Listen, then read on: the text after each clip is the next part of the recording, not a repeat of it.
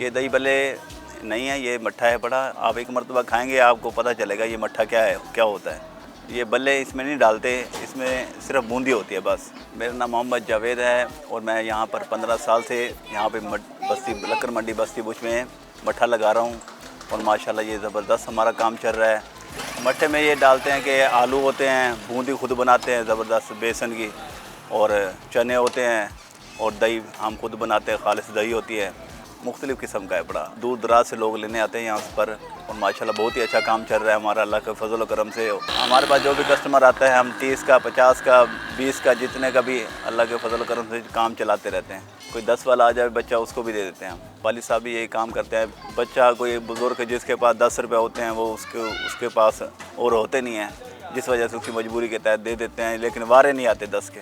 सब चीज़ें घर में बनाते हैं, चने डालते हैं ना, फिर मट्ठा बन जाता है। ये मुल्तान में हमने शुरू किया है और शायद और जगह पे चल रहा हो, लेकिन हम खुद यहाँ पे चला रहे हैं काम। तकरीबन घंटा 1.5 घंटा लग जाता है माल बनाते हुए। सुबह वालिद साहब चने लगाते हैं लक्कर मंडी चौक पे, और दूसरे टाइम हम 12 बजे यहाँ पर मट्ठा लगाते हैं। कस्टमर आते हैं हमारे पास, पूछते हैं भाई कैसे बनाते हो इतना ज़बरदस्त। इधर आओ, ये लो।